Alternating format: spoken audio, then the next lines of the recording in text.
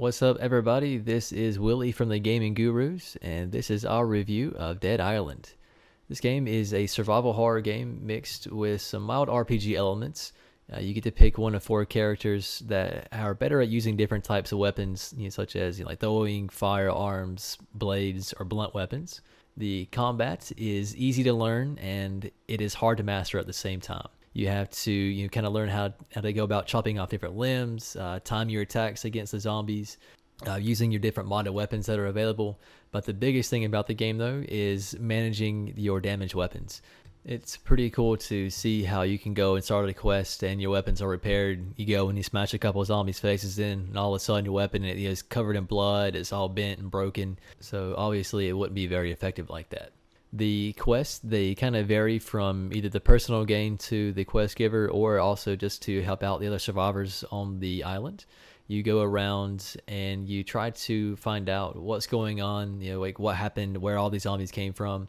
And you kind of learn as you go along. There's a side story of a detective kind of going through, and you find little recordings, and he talks about the outbreak and how it happened and where it came from as well.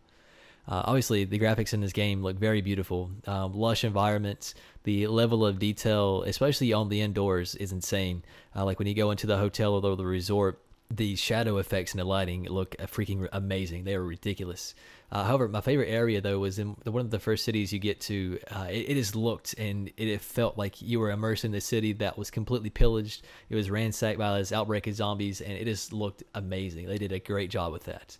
All the zombies, they look unique to a certain degree, because you can only wear so many zombie bikinis. The physics system was on point as far as how the impact of like a dagger would affect a zombie compared to the blunt force of a sledgehammer breaking a limb.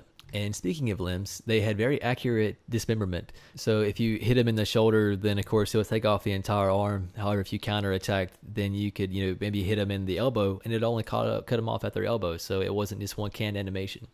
The only downside I came across was there a little bit of texture load in, and it was kind of jerky whenever you would move from one area to the next.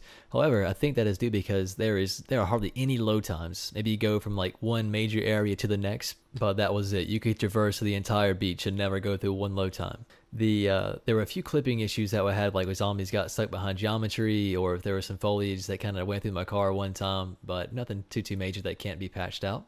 I definitely recommend, if you play this game, you do so either with some headphones or with surround sound, because it just sounds amazing hearing zombies come running at you. You can tell where they're coming from, and it is very accurate, and just adds a whole entire different level of immersion to the game. The sound is kind of somber in some different places, just to let you know that even though you're on a paradise island, there is your demise waiting for you right outside the window most of the time. The combat sound effects are very accurate. How it be like if you strike a zombie with a dagger compared to if you like crush their skull in with a sledgehammer, you'll definitely hear the difference.